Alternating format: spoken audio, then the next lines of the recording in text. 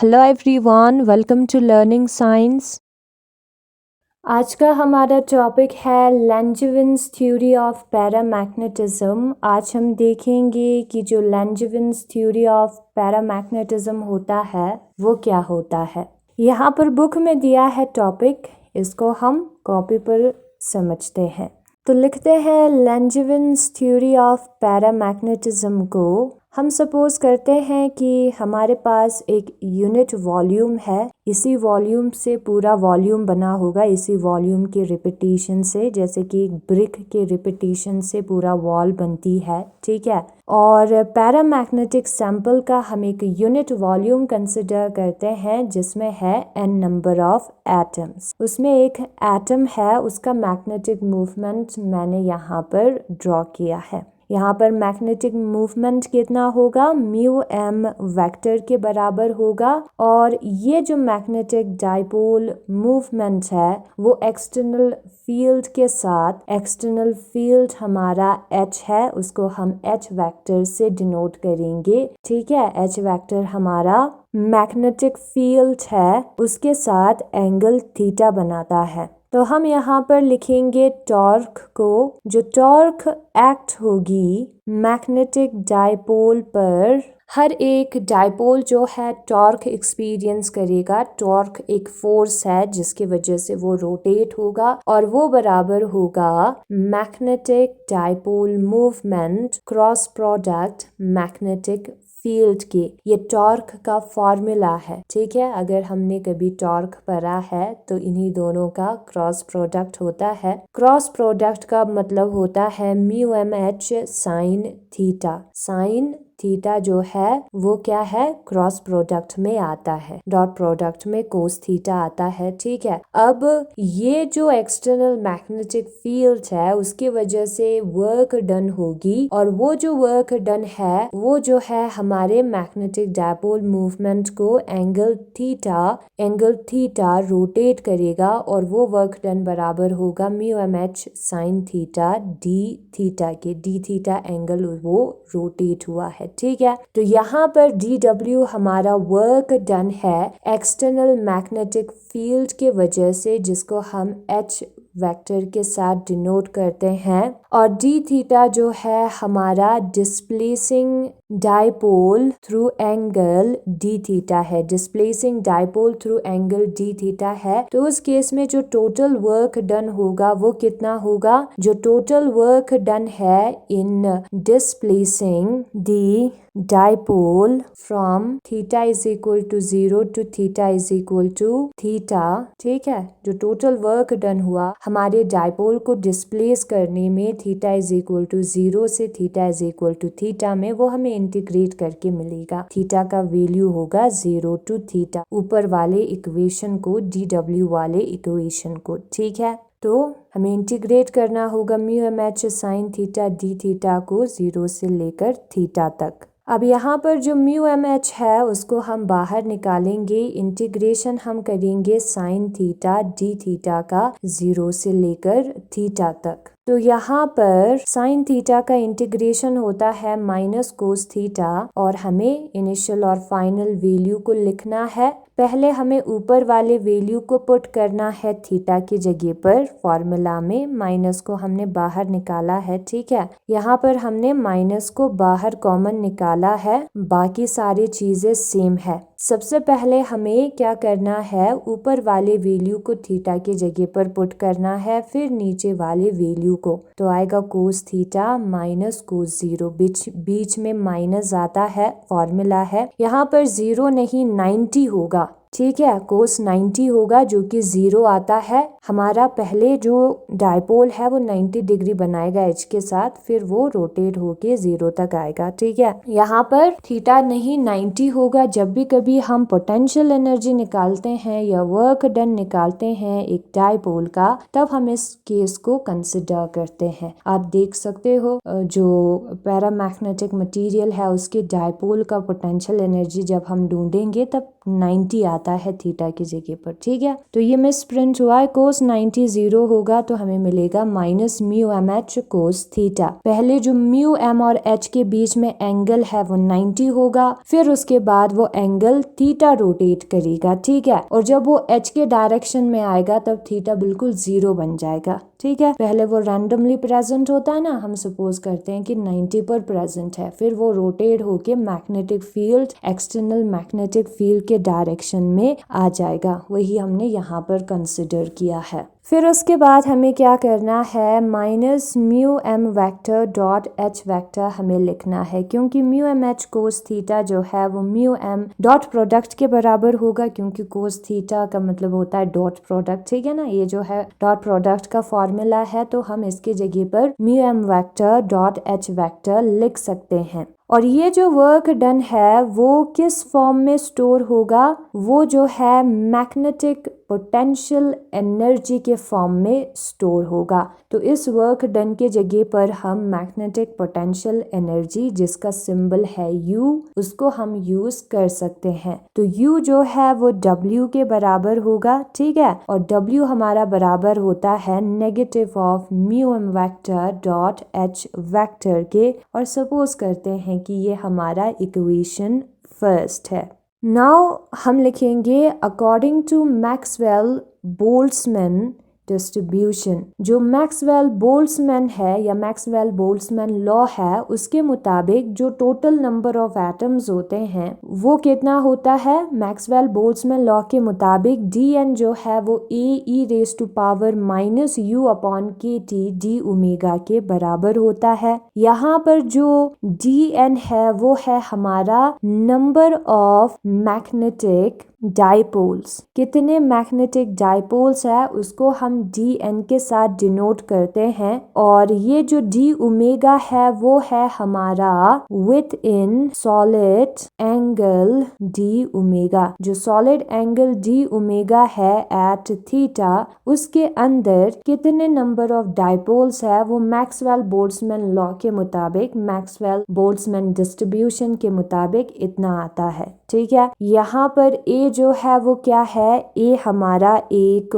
Constant है, constant of proportionality है। Maxwell distribution, Fermi direct distribution हमने किया था, उसमें हम निकालते हैं नंबर ऑफ मैग्नेटिक डाइपोल्स। के यहाँ पर क्या है, बोल्ट्जमैन कांस्टेंट है, T यहाँ पर टेम्परेचर है और U यहाँ पर पोटेंशियल एनर्जी है, ठीक है। अब ये जो d ओमेगा है, जो हमारा सॉलिड एंगल है वो कितना होगा, area of ring between theta and theta plus D theta. जो एरिया है रिंग का थीटा और थीटा प्लस डी थीटा के बीच में डिवाइडेड बाय आर स्क्वायर के बराबर आता है। ये फॉर्मूला है। सॉलिड एंगल जो है वो एरिया अपॉन रेडियस का स्क्वायर आता है। तो ये है हमारा पहला वाला कोण और यहाँ पर इसका रेडियस है आर साइन थीटा और ये एंगल है थीटा, ये वाला एंगल है डी थीटा, ठीक है। तो पूरा एंगल जो है वो थीटा प्लस डी थीटा होगा। और ये जो है, ये जो डिस्टेंस, ये हमारा म्यू एम है, मैग्नेटिक मूवमेंट है, और ये रेडियस आर है, ठीक है। तो ये जो रीजन है उसको हमें लिखना है। ये जो बीच में रीजन है उसका एरिया हमें कंसिडर करना है और इसका थिकनेस आर डी थीटा है, ठीक है। ये एंगल है डी थीटा, बाकी जो ऊपर और नीचे दोनों लाइन है वो आर होगा। तो एंगल जो है वो आर्क, ये वाला पोर्शन आर्क है, एल अपॉन आर के बराबर होगा। ये जो है हमारे आर के बराबर है, ठीक है। तो डी थीटा जो है, आर डी थीटा जो है वो एल के बराबर होगा। ये जो थिकनेस है वो होगा हमारा आर डी थीटा, वो हमने किया, ये वाला पोर्शन हमने किया, ठीक है। फिर दूसरा हम इस कोण को कंसिडर करेंगे। ये रहा हमारा कोण, इसका रेडियस है आर, एंगल यहाँ पर थीटा है और ये कुछ ऐसे प्रेजेंट है, ठीक है।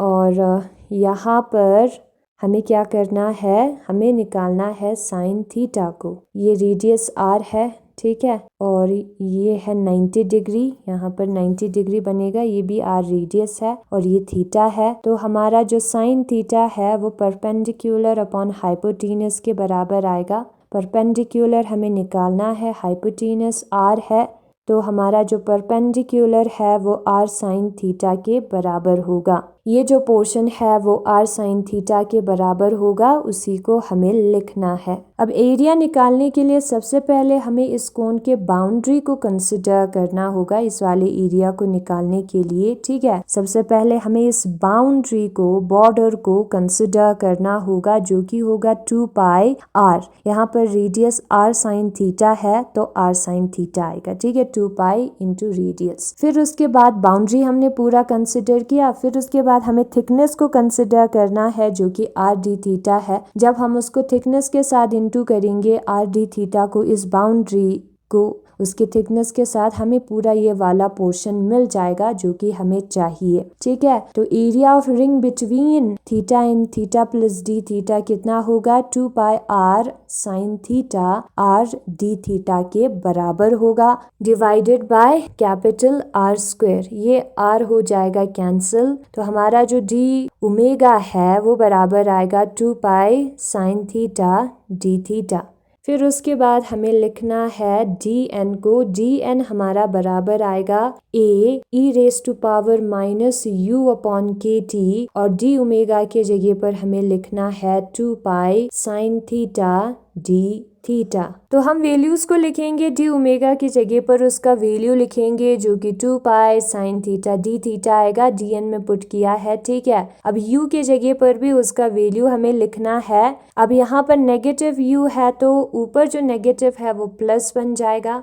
ठीक है, तो a e raise to power mu m vector dot product h vector divided by K T आएगा, नेगेटिव और नेगेटिव हो जाएगा प्लस। ठीक है, तो हम लिखेंगे mu m vector dot h vector divided by K T. फिर उसके बाद हमें क्या करना है? 2 pi sin theta d theta लिखना है। अब ये जो पोर्शन है a और 2 पाई वो कितना होगा? dn जो है हमारा बराबर आएगा c के e raise to power mu m vector dot h vector के जगह पर हम mu m h cos theta लिख सकते हैं, डॉट प्रोडक्ट में कोस थीटा आता है, फिर आएगा sin थीटा d थीटा, और यहाँ पर जो c है वो कितना होगा? 2 पाई a के बराबर होगा, और 2 पाई a जो है वो कांस्टेंट है तो उसको हमें लिखना है। c कितना होगा? 2 पाई a के बराबर होगा और वो हमारा कांस्टेंट है। ठीक है, जो mu M H upon K T है वो अल्फा के बराबर होता है, उसको भी हम लिखेंगे, उसके जगह पर हम अल्फा लिखेंगे, बाकी सारी चीज़ें सेम होगी। तो ये है हमारा dn हमारा क्या था? नंबर ऑफ डाइपोल्स था। ठीक है, पर यूनिट वॉल्यूम। फिर उसके बाद दिया है component of dipole movement in direction of magnetising field is mu m cos theta. ये हमारा h वेक्टर है। ठीक है, और ये हमारा म्यू m वेक्टर है। नाउ डाइपोल का कंपोनेंट किस डायरेक्शन में? h वेक्टर के डायरेक्शन में वो कितना होगा? इसके दो कंपोनेंट्स होंगे म्यू m वेक्टर के, जहाँ पर थीटा नहीं है दो परपेंडिकुलर लाइंस ड्रॉ करने हैं। ठीक है, वो होगा म्यू m sin थीटा, जहाँ पर थीटा एंगल है वो होगा म्यू m कोस थीटा। तो h वेक्टर के डायरेक्शन में, मैग्नेटाइजिंग फील्ड के डायरेक्शन में म्यू m का कौन सा कंपोनेंट होगा? म्यू m कोस थीटा वाला कंपोनेंट होगा। तो जो टोटल डाइपोल मूवमेंट है पर यूनिट वॉल्यूम, उसको हम लिखेंगे, वो हमारा बराबर आएगा dpm के। वो हमारा डाइपोल मूवमेंट है पर यूनिट वॉल्यूम। ठीक है, वहाँ पर हमें लिखना है dn, फिर उसके बाद लिखना है म्यू m कोस थीटा को। dn की जगह पर हम लिखेंगे c e raise to power alpha cos theta, फिर हम लिखेंगे साइन थीटा d थीटा, फिर हम लिखेंगे म्यू m कोस थीटा। ठीक है, dn की जगह पर उसका वैल्यू पुट किया है। टोटल मैग्नेटिक मूवमेंट निकालने के लिए कितने नंबर ऑफ डाइपोल्स है इनटू हर डाइपोल का जो कंपोनेंट है, ठीक है, डाइपोल मूवमेंट का, उसको हमें इंटू करना है। ठीक है, तो यहाँ पर हमने बस म्यू m को आगे लिखा है, बाकी सारी चीजें सेम है। जो टोटल डाइपोल मूवमेंट होगा ऑफ ऑल मैग्नेटिक डाइपोल्स, जितने भी मैग्नेटिक डाइपोल्स है, वो कितना होगा पर यूनिट वॉल्यूम? एक यूनिट वॉल्यूम में PM हमें इंटीग्रेट करना होगा, एंगल को भी हमें कंसिडर करना होगा, सिर्फ थीटा वाले पोर्शन में डायपोल नहीं, पूरा हमें जो है 0 से लेकर पाई तक वाले पोर्शन में हमें डायपोल को कंसिडर करना है। ठीक है, सिर्फ थीटा वाले पोर्शन में नहीं, इसलिए हमें एंगल को लेकर इंटीग्रेट करना है, थीटा को लेकर 0 से लेकर पाई तक। तो लिखेंगे DPM का वैल्यू और उसको इंटीग्रेट करेंगे 0 से लेकर पाई तक, तो वो हमें टोटल डायपोल दे देगा। नाउ हमें जो है टोटल नंबर ऑफ एटम्स निकालना है सैंपल में। ऊपर जो है थीटा वाले पोर्शन में है, हमें इसको 0 से लेकर पाई तक जब हम लेकर जाएंगे तो हमें पूरा सैंपल में कितने नंबर ऑफ एटम्स है वो मिल जाएगा। तो DN को जब हम इंटीग्रेट करेंगे 0 से लेकर पाई तक तो हमें N का वैल्यू जो है मिल जाएगा, तो उसी को हमें लिखना है। नाउ निकालते हैं एवरेज को। म्यू एम बार से डिनोट करते हैं, वेक्टर से नहीं। ठीक है, एवरेज को वो बराबर होगा total dipole movement divided by total number of atoms. PM का वैल्यू अभी हमने निकाला था, उसको हमें पुट करना है, तो पुट करते हैं यहाँ पर। फिर डिवाइडेड बाय N का भी वैल्यू अभी हमने निकाला है 0 से लेकर पाई तक इंटीग्रेट करके, उसको भी हम लिखेंगे।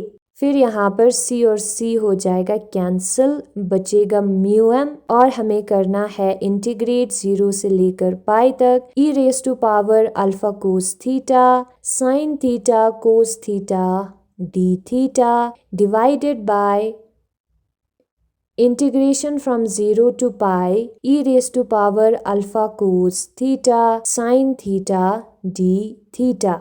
Put x is equal to cos theta, हम पुट करते हैं x की जगह पर कोस थीटा, तो x का डिफ्रेंसिएशन होगा कोस थीटा का डिफ्रेंसिएशन, जो कि minus sine theta D theta आएगा। ठीक है, जब थीटा 0 डिग्री होगा तो कोस 0 डिग्री 1 होगा, x 1 होगा। ठीक है, 0 और पाई ये जो हमने इंटीग्रेट पर वैल्यू लिखे हैं उसको हम यूज कर रहे हैं। और जब थीटा पाई होगा तो कोस पाई जो है वो -1 के बराबर होगा, उन्हीं वैल्यूज को लिखा है, तो हम लिखेंगे 0 और pi e raise to power alpha cos theta sine cos theta. इस ऊपर वाले वैल्यू को, सिर्फ ये जो ऊपर वैल्यू है उसको लिखेंगे। ठीक है, इंटीग्रेशन के बाद सबसे पहले नेगेटिव, ये वाला नेगेटिव साइन लिया है साइन थीटा डी थीटा की जगह पर नेगेटिव ऑफ dx हमें लिखना है, और जहां पर भी कोस थीटा है वहां पर हमें x का यूज करना है। जहां पर थीटा की जगह पर 0 डिग्री है वहां पर 1, और जहां पर थीटा की जगह पर पाई है वहां पर -1 हमें यूज करना है। तो वैल्यूज को लिखते हैं e raise to power alpha cos theta की जगह पर x हम लिखेंगे, फिर यहाँ पर साइन थीटा डी थीटा की जगह पर हमें नेगेटिव ऑफ x लिखना होगा, माइनस साइन तो हमने पहले यहाँ पर लिखा है, कोस थीटा की जगह पर हमें x लिखना होगा, तो आएगा x dx। अब इस इंटीग्रेशन का आंसर हम निकालते हैं।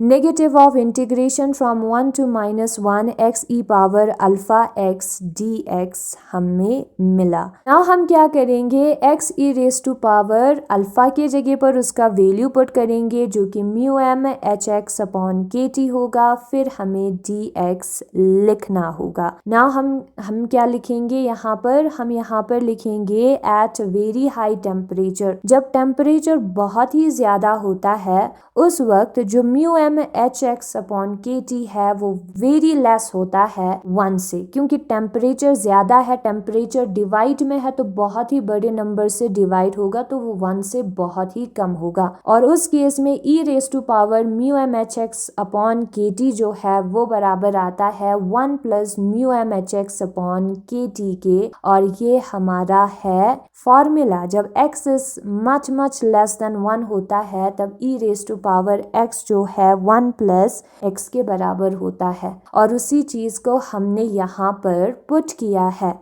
तो एट वेरी हाई टेम्परेचर जो mu M H X upon K T है वो बहुत ही कम होता है 1 के कंपैरिजन में, तो e रेस टू पावर ये जो टर्म है वो 1 plus mu M H X upon K T के बराबर आता है। फिर उसके बाद हम इंटीग्रेट करेंगे। इंटीग्रेट हमें कहाँ से करना है, 0 से लेकर पाई तक करना है। e raise to power alpha cos theta sine theta cos theta D theta. ठीक है, इस वाले वैल्यू को हमने लिखा है, और वो हमारा बराबर आएगा किसके, इंटीग्रेशन फ्रॉम ठीक है। इन वैल्यूज़ को पुट करने के बाद है -1 to 1, ठीक है। -1 से लेकर 1 तक हमें इंटीग्रेशन करना है और फिर उसके बाद हमें लिखना है, क्या लिखना है हमें, x e raise to power, ये जो टर्म है उसके जगह पर 1 plus mu M H X upon K T हमें लिखना है।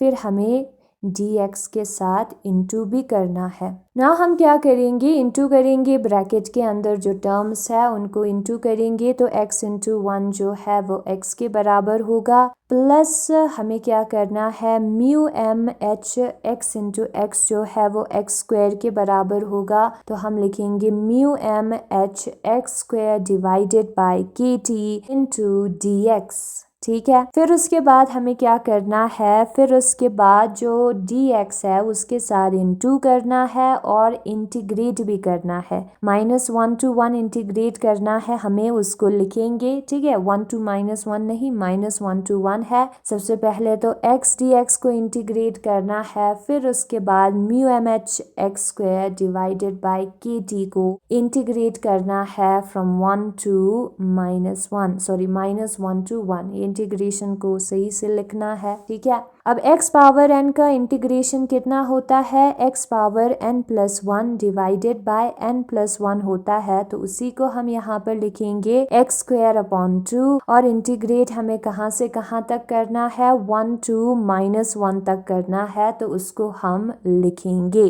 Plus mu M H upon K T को हमें लिखना है ब्रैकेट के बाहर, x स्क्वायर डी एक्स का इंटीग्रेशन होगा x क्यूब अपॉन 3 और इनिशियल और फाइनल वैल्यूज को हमें पुट करना है, यहाँ पर -1 और 1 हमें लिखना होगा।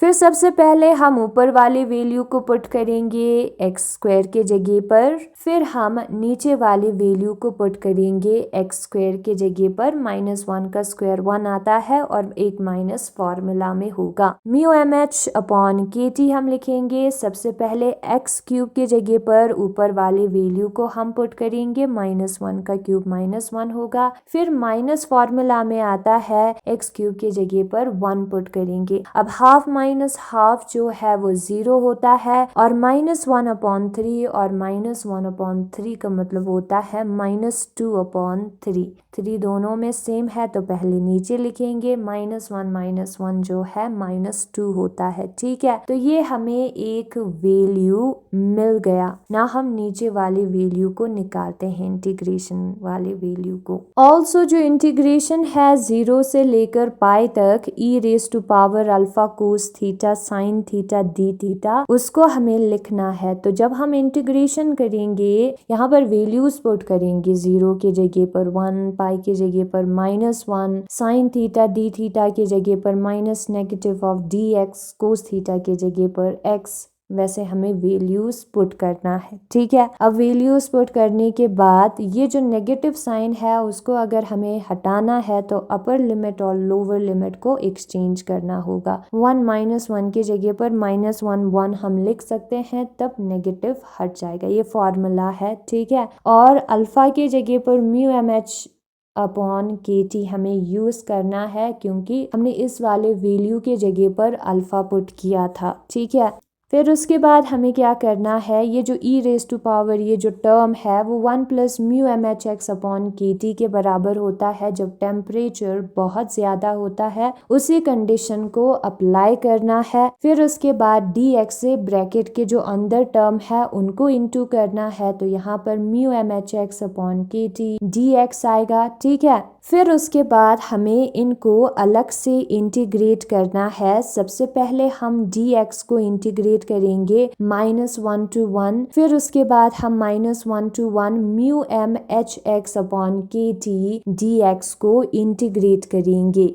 फिर उसके बाद हमें क्या करना है, फिर उसके बाद हमें जो है ये जो डिफरेंशिएशन और इंटीग्रेशन है वो कैंसिल होगा, इनिशियल और फाइनल वैल्यू को लिखना है। फिर यहाँ पर mu M H upon K T हमें लिखना है, एक्स डी एक्स का इंटीग्रेशन होगा एक्स स्क्वायर अपॉन 2, फिर हमें -1 और 1 लिखना है, ठीक है। एक्स की जगह पर हम 1 लिखेंगे, फिर माइनस, फिर आएगा -1, फिर प्लस आएगा, फिर उसके बाद mu M H upon upon K T. X square की जगह पर हमें लिखना है 1 को, तो 1/2 माइनस 1 का स्क्वायर होता है 1/2। तो यहाँ पर माइनस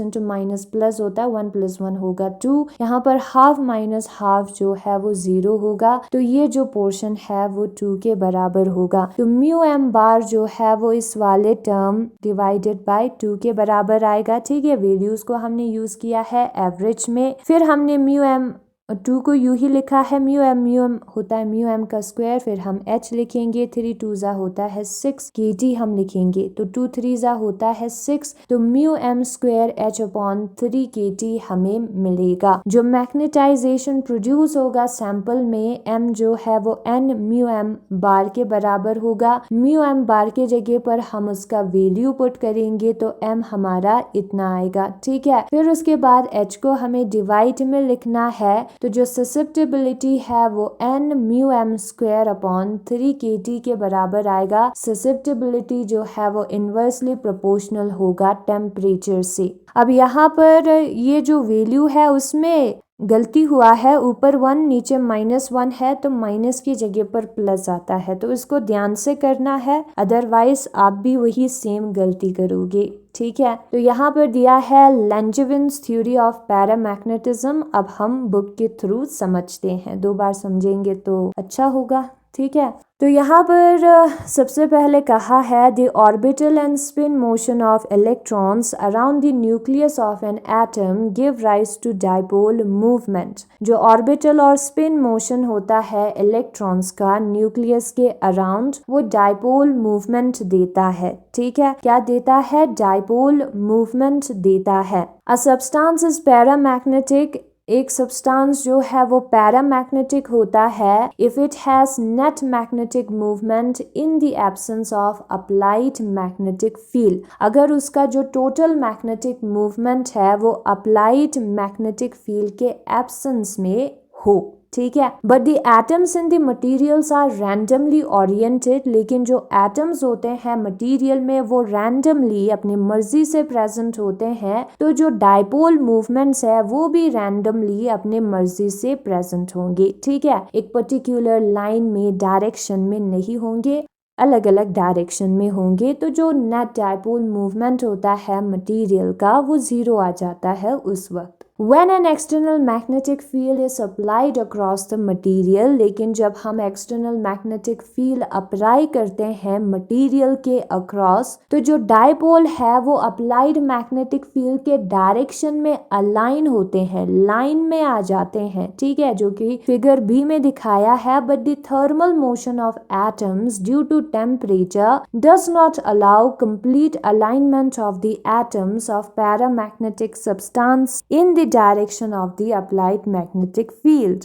हाई टेम्परेचर के वजह से ये जो एटम है टेम्परेचर ज़्यादा होने की वजह से, हीट के वजह से मूव करते हैं, इसलिए कम्प्लीटली एक डायरेक्शन में नहीं होते, अप्लाइड फील्ड के डायरेक्शन में नहीं होते। लेकिन अगर हम जो एक्सटर्नल मैग्नेटिक फील्ड है उसके स्ट्रेंथ को इंक्रीज करें और उसका जो टेम्परेचर है उसको डिक्रीज करें, तो जो अलाइनमेंट होगा डाइपोल मूवमेंट का अप्लाइड मैग्नेटिक फील्ड के डायरेक्शन में, वो कंप्लीट होगा, कंप्लीटली एक्सटर्नल फील्ड के डायरेक्शन में हमारे डाइपोल्स आ जाएंगे और उस मटेरियल को हम मैग्नेटाइज्ड कहते हैं। तो यही है हमारा लैंजविन्स थ्योरी ऑफ पैरामैग्नेटिज्म। यहाँ पर फिगर में दिया है एटम का डाइपोल मूवमेंट होता है, ये हमने पहले भी पढ़ा था, एटम एज मैग्नेटिक डाइपोल। ठीक है, फिर उसके बाद लिखा है लैंजविन एक्सप्लेन द पैरामैग्नेटिक बिहेवियर। जो पैरामैग्नेटिक बिहेवियर है उसको लैंजविन ने एक्सप्लेन किया by using kinetic theory of gases, kinetic theory of gases का यूज करके टू द मैग्नेटिक डाइपोल्स। किस पर यूज करके? मैग्नेटिक डाइपोल्स पर।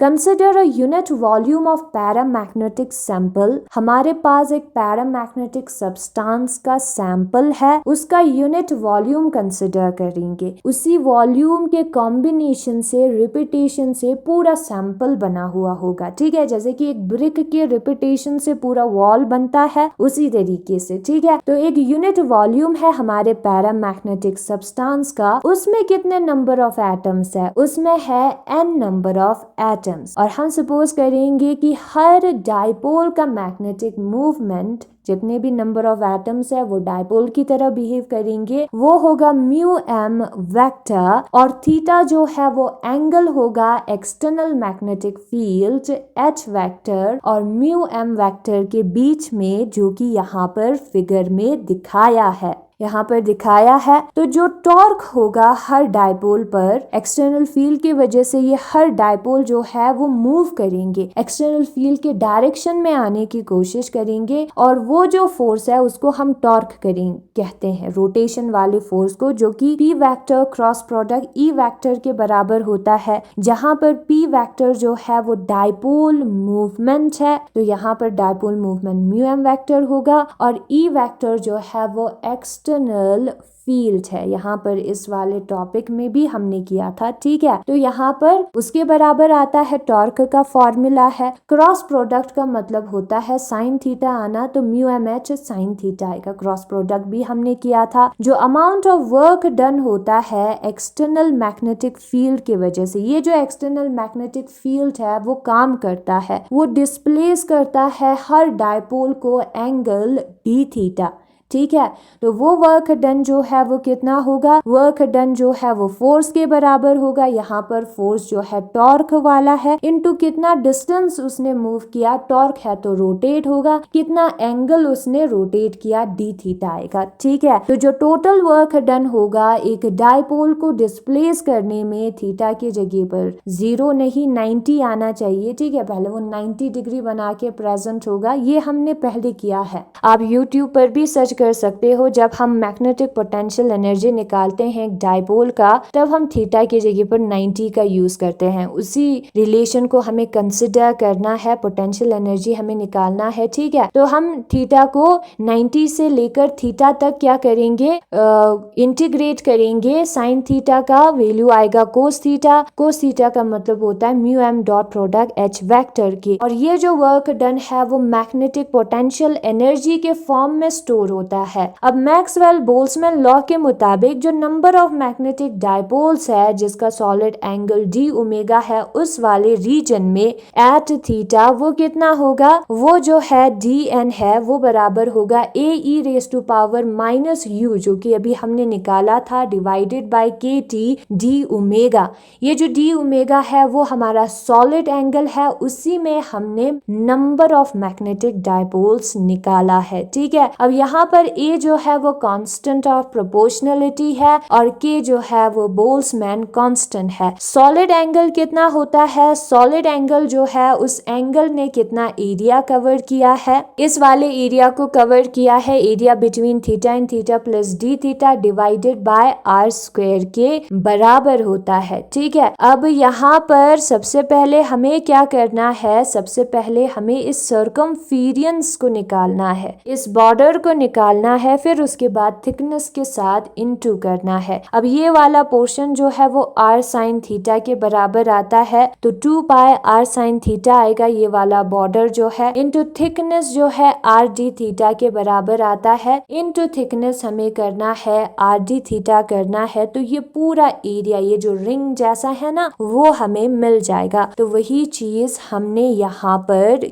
की है। ठीक है, और बाकी सारी चीजों को यूं ही लिखा है, आर स्क्वायर और ऊपर 2 आर है, हो जाएंगे कैंसिल। सॉलिड एंगल हमारा इतना आएगा। सॉलिड एंगल का फॉर्मूला यहाँ पर दिया है, ये जो एरिया उसने कवर किया है एंगल में इंटू आर का स्क्वायर होता है। ठीक है, अब यहाँ पर इस वाले एरिया को कवर किया होगा, ठीक है, उसको हमें लिखना है डिवाइडेड बाय आर का स्क्वायर। ओके, पूरे पोर्शन को हमें कंसिडर करना है। फिर उसके बाद डी एन जो है वो कितना होगा? डी एन जो है वो ए इंटू सॉलिड एंगल के जगह पर उसका वैल्यू पुट किया है डी एन वाले इक्वेशन में, जो कि हमने ऊपर निकाला था। बाकी सारी चीजें सेम है।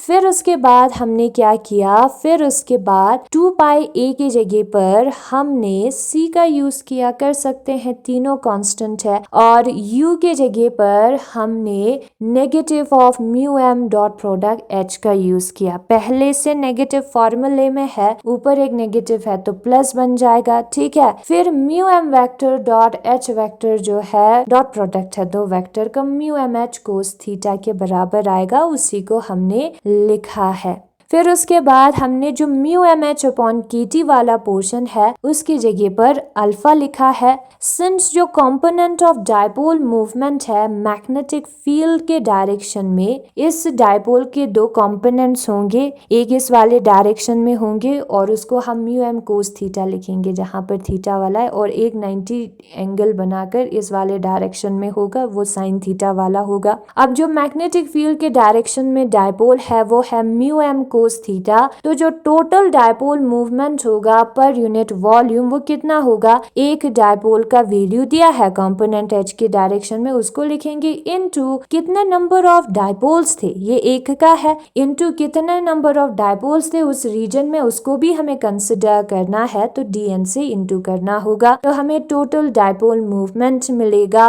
Per unit volume angle theta वाले रीजन में, ठीक है। अब यहाँ पर dn का वैल्यू हमने निकाला है तो उसको हम पुट करेंगे। फिर उसके बाद जो म्यू m है उसको आगे लाया है, बाकी सारी चीजें सेम है। अब हम टोटल डायपोल मूवमेंट निकालेंगे हर मैग्नेटिक डायपोल का पर यूनिट वॉल्यूम, अभी तो निकाला था। अब हमें एंगल भी तो कंसिडर करना है, एंगल 0 से लेकर पाई तक हमें कंसिडर करना है, तो हमें पूरा टोटल डायपोल मिल जाएगा सैंपल में। पहले जो हमने निकाला था वो सिर्फ थीटा एंगल के लिए था, ठीक है। अब 0 से लेकर पाई तक, अब 0 से लेकर पाई तक ही इंटीग्रेट करेंगे, 2 पाई तक इंटीग्रेट करने की जरूरत नहीं है। जैसे कि यहाँ पर थीटा है ना, जब हम थीटा लेते थे तो ये वाला पोर्शन भी आता था एंगल डी थीटा जब हम लेते थे, ठीक है। तो जब हम 0 से लेकर पाई तक लेंगे तो ये वाला पोर्शन ऑटोमेटिकली आ जाएगा, 2 पाई तक जाने की जरूरत नहीं है, तो पूरा जो डायपोल है वो हमें मिल जाएगा।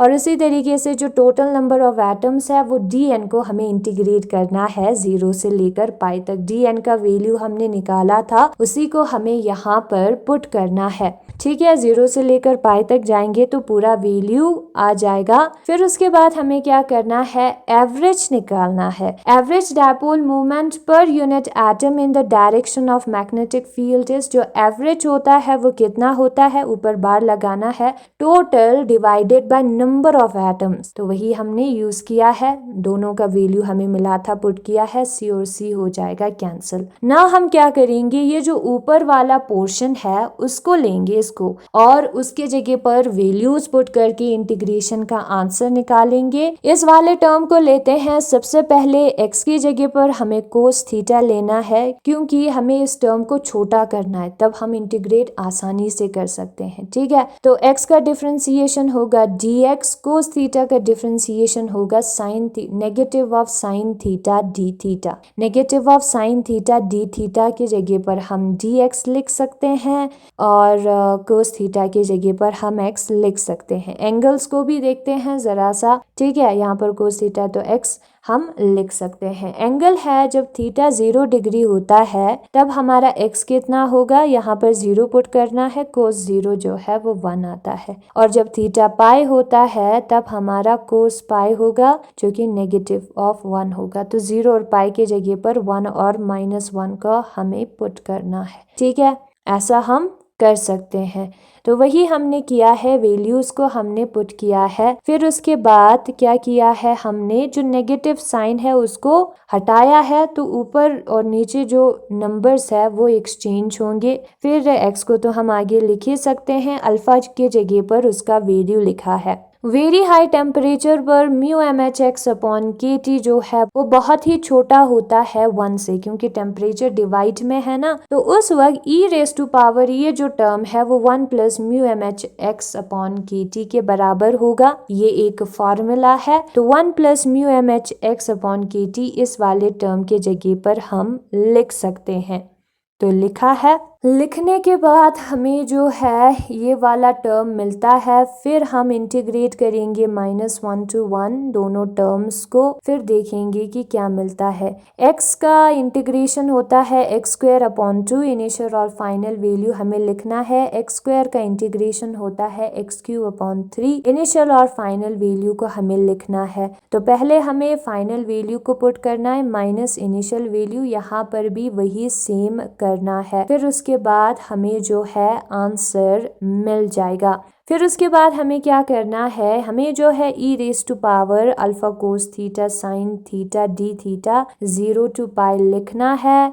जो नीचे वाला टर्म है उस पे वैल्यूज को पुट करना है, तो हमें जो है कुछ ऐसा मिल जाएगा। नेगेटिव का जब हम साइन चेंज करते हैं तो अपर और लोअर लिमिट को हमें एक्सचेंज करना होता है, नेगेटिव को जब हम प्लस में कन्वर्ट करते हैं। ठीक है, तो हमें जो है कुछ ऐसा मिल जाएगा, जिसको हम ऐसे भी लिख सकते हैं एट वेरी हाई टेम्परेचर। फिर हमें इंटीग्रेट करना है तो 2 आएगा। इन दोनों वैल्यूज को हमें एवरेज में पुट करना है, म्यू पहले से था। ठीक है, तो हमें इतना मिल जाएगा। फिर उसके बाद जो मैग्नेटाइजेशन है उसका फॉर्मूला होता है n और magnetic movement, average magnetic movement के, तो उसको हम लिखेंगे। फिर h को डिवाइड में लाएंगे तो ससेप्टिबिलिटी बन जाता है, तो इतना हमें वैल्यू मिलता है। तो हमें यहाँ पर पता चला कि इन दोनों में इनवर्स रिलेशन है। इसको हम क्यूरी लॉ कहते हैं इसी को। ठीक है, जो पैरामैग्नेटिक सब्सटेंस है वो क्यूरी लॉ को ओबे कर रहे हैं, और जो मैग्नेटिक ससेप्टिबिलिटी है उसका मतलब है कि जो मैग्नेटिक ससेप्टिबिलिटी है वो इनवर्सली प्रोपोर्शनल है एब्सोल्यूट टेम्परेचर से।